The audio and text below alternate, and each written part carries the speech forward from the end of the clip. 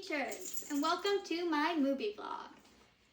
In this vlog, we'll be talking about the movie The Pursuit of Happyness, spelled Happyness instead of an I. This movie is about a family. At the beginning of the movie, it was the dad, Chris, the mom, Linda, and the son, Christopher. During the movie, they're struggling. They're struggling a lot with money. Christopher is a happy kid, just wants to play basketball, but his parents, they gotta work a lot. His dad took a job selling these devices that are like x-rays but have a denser photograph and is twice as expensive. Most hospitals just saw them as an unnecessary luxury, but at the time he thought it was the next great thing. So he bought a whole bunch of them to sell, and then in order to live, he had to sell basically two of them a month. So twice a month. He couldn't really do that, so he decided he was going to go into a different job. He was going to be a broker.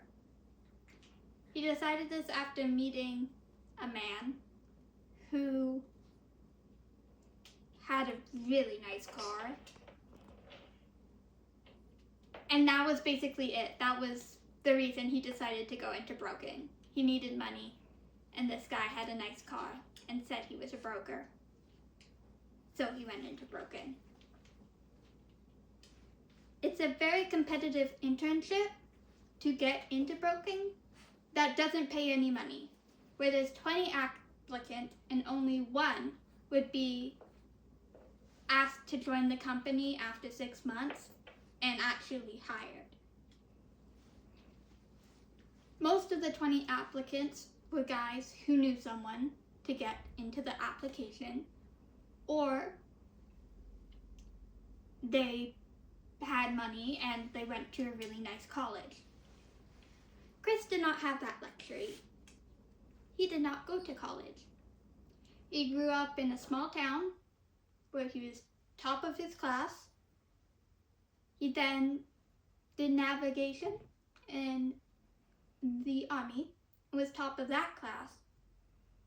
But there was only 20 people in there, so he didn't really have a lot.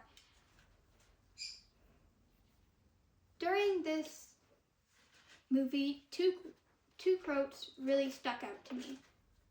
Both of them is something Chris told his son, Christopher.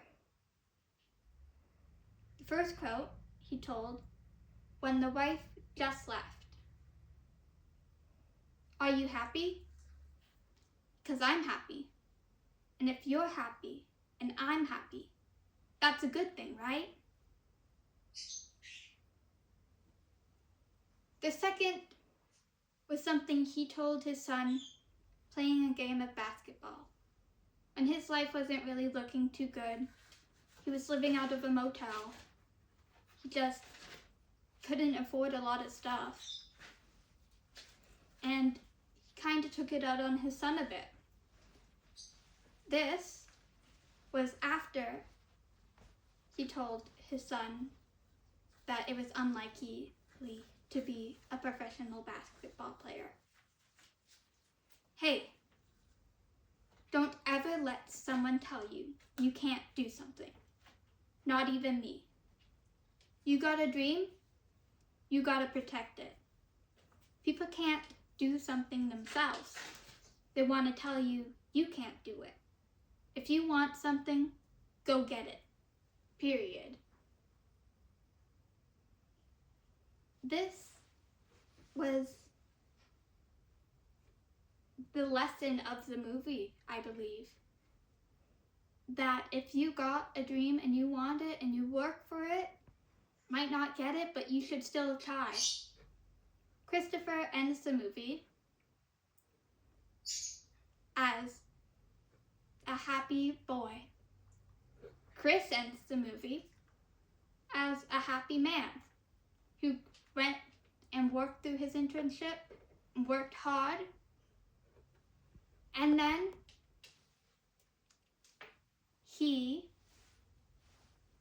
was the one that got promoted, as most movies show. He got promoted, moved on to be all have money and able to support himself and his son.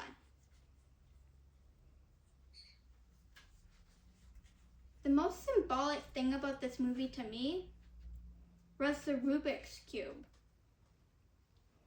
Although it only shows up twice, it's very different each time that it shows up.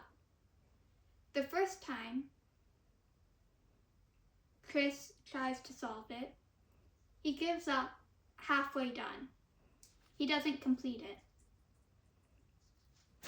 This was at the beginning of the movie when he didn't really have a dream to pursue. The second time was after he hassled his boss guy for a while and kept hassling him. Finally got into a car and the boss is trying to solve the Rubik puzzle but couldn't. So he solves it. And the boss decides to let him have an interview for the internship. This was really symbolic to me because the first time he just gave up. But the second time, he actually tried. And he continued to try and solve it until he solved it and proved to himself and the boss that he could do it. I also like the fact that the taxi driver also had a Rubik's Cube in his hand at the time he was driving. What I'm trying to say is, although this movie wasn't for me, 4 out of 5 stars, it was a good movie that shows that following and pursuing something does accomplish something. Thank you.